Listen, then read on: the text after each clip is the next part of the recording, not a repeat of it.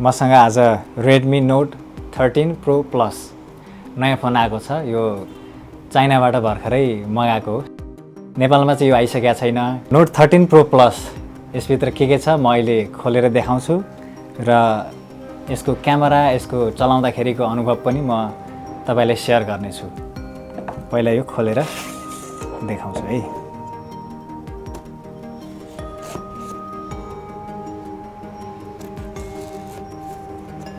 यो वरिपरि पुरै प्लास्टिकले बेरिएको छ।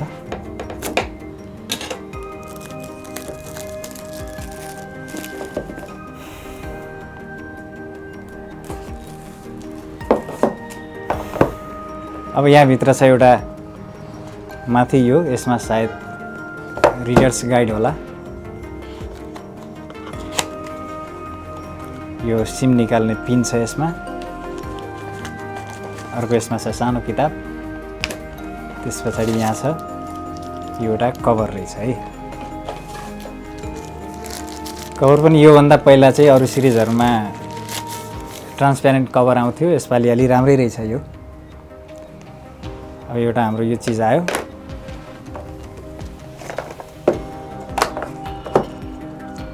ल हेर्नुस्, मोबाइल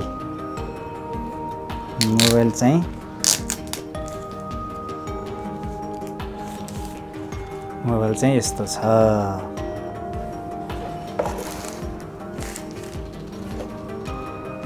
यसको अगाडितिरको लुक्स यस्तो छ, पछाडितिर चाहिँ यस्तो छ।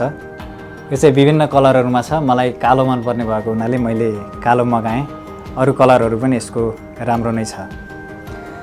र यो बक्समा अर्को हामीसँग छ चार्जर 120 वाटको र अर्को रहेको छ चार्जिङ केबल। यसबाहेक अरु यसमा कुनै पनि छैन। अब यसमा चाहिँ यो फ्ल्यास लाइट रहेको छ। यहाँ चाहिँ कम्पनीको ब्रान्डिङ Redmi भनेर लेखेको छ। यो फोनमा तीनवटा क्यामेरा छ। मेन क्यामेरा चाहिँ यसको 200 मेगापिक्सल हो।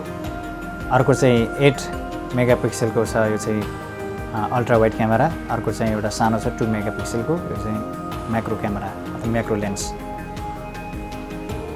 अब अहिले नेपालमा बाहिरबाट ल्याएको फोनहरु MDMS दर्ता नगरिकन चलाउन मिल्दैन। त्यसको लागि MDMS दर्ता गर्नुपर्ने हुन्छ।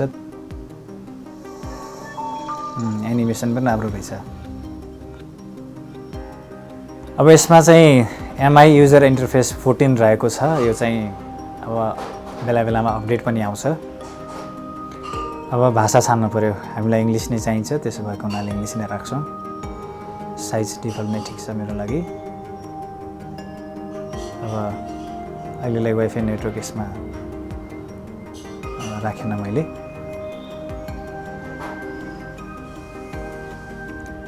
अब यो प्राइभेसी पोलिसीहरु पनि,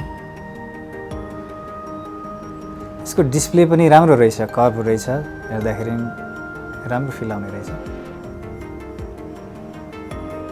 मैले यसमा सिम कार्ड पनि राखेको छैन। Basic setting.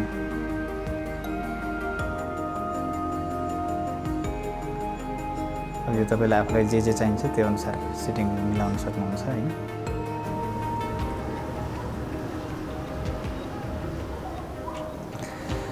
ल हेर्नुस्, फोन चाहिँ यही हो।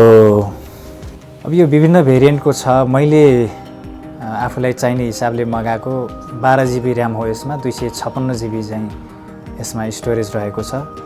यसको अर्को भर्जन चाहिँ 12 GB र्यामकै 512 GB स्टोरेज भएको पनि छ र 16 GB र्याम र 512 GB स्टोरेज भएको पनि छ।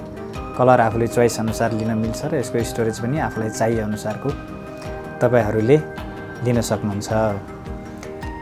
अब यो फर्स्ट लुक हेर्दाखेरि मलाई एकदम राम्रै लाग्यो। अब यसको क्यामेराहरु, यसले क्यामेराले फोटो कस्तो खिच्छ र भिडियो कस्तो खिच्छ भन्ने पनि म तपाईहरुलाई चलाएर देखाउने छु।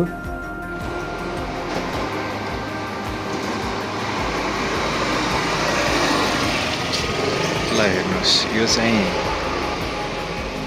बिहानकै समयमा हो। यो त अँध्यारैमै। यसले लो लाइटमा पनि राम्रै खिच्ने रहेछ भिडियो।